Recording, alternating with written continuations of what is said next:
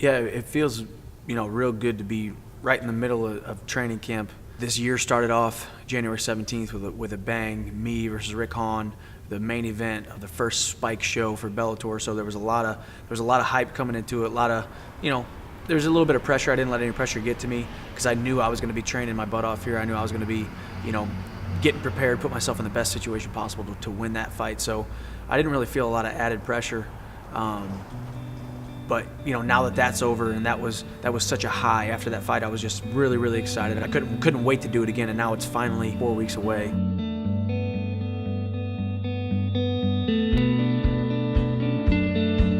been working with Mike a little over a year now, and like I said, he came to us already a phenomenal talent, and we're just trying to improve his game little by little.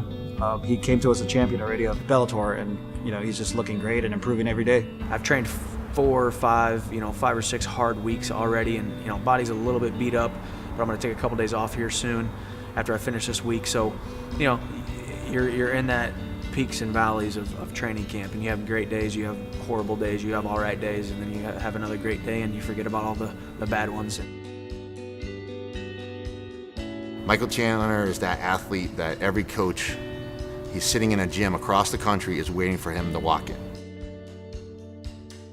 They're sitting there, they have all these guys with ability and talent, but they don't have that super athlete that comes in and has the complete package of speed, strength, determination to win, killer instinct, which is often overlooked, and pure natural God-given gifts. And Mike is that complete package.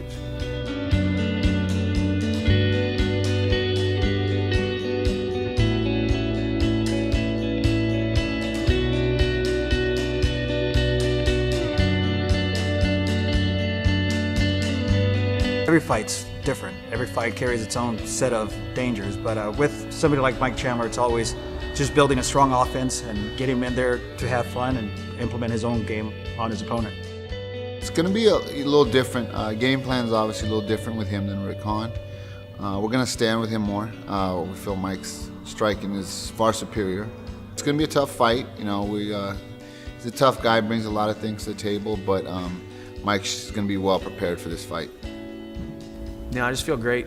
I love my job. I love my work. I love the fact that I get to go out there on Spike TV in a couple weeks and hopefully show the world how hard I've been training and that I do deserve to be, amongst the top lightweights in the world.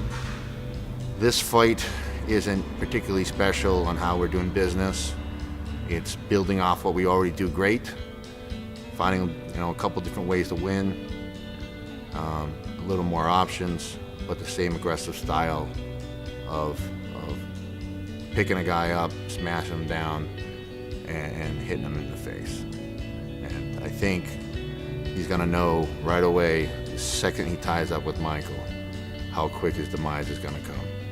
I think a lot of people think they're gonna be able to stop Michael's takedowns or they're gonna be able to keep up with his speed until they feel him. And once you get out there, he's gonna have a tough day, a real tough day. He's going to finish him off within the first 2 rounds. I don't see this kid having the ability to finish a fight with Michael. No Shirt Friday. Nice.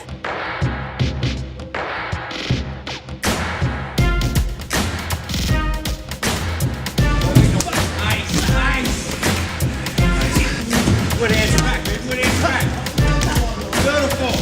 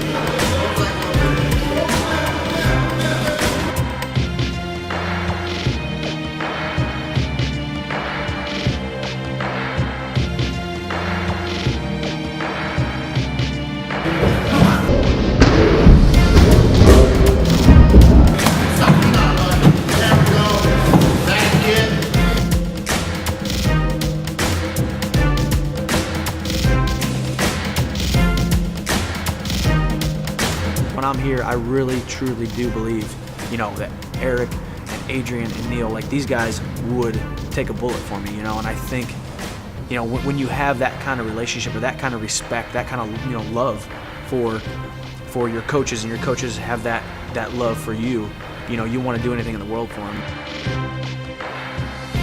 When I'm in the fight, I'm obviously listening to my coaches. I kind of block everything out, and it was crazy when I go back and watch, and I hear, Eric will tell me to throw 1-2 single, and I threw 1-2 single, and then bam, took Han down within 2-3 seconds. And I was like, and I didn't really realize that it actually happened, because in the fight I didn't go, okay, he said 1-2 single, throw 1-2 single, take him down, and then think, oh my gosh, I just listened to him. Oh, it was perfect. Thanks, coach. But it was afterwards when I watched the video and I was like, oh my gosh, he told me to do that. It worked. He told me to do that, and I did it. And he told me to do that, like literally like a dog.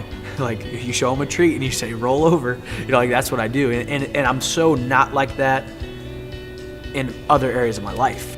I think when you fight a fighter like Michael Chandler, you have to gamble on a little luck, because you basically got your back against a wall.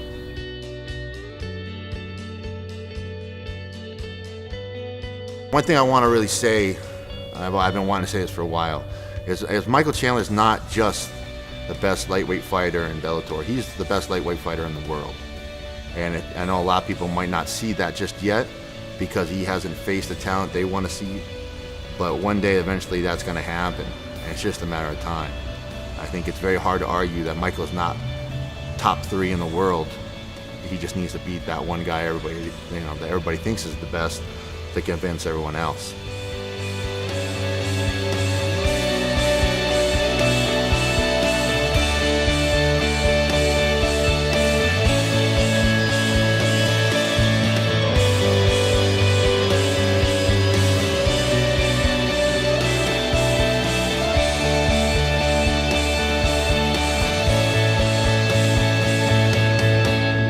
That's what this sport does to you, man. It's such a high, and it's such a rush, and it's one of the most powerful things that I've ever experienced, and it's really, really, really cool. And I listen to my coaches, and good things happen. So that's basically how my career is going to go for the next 8 to 10 years.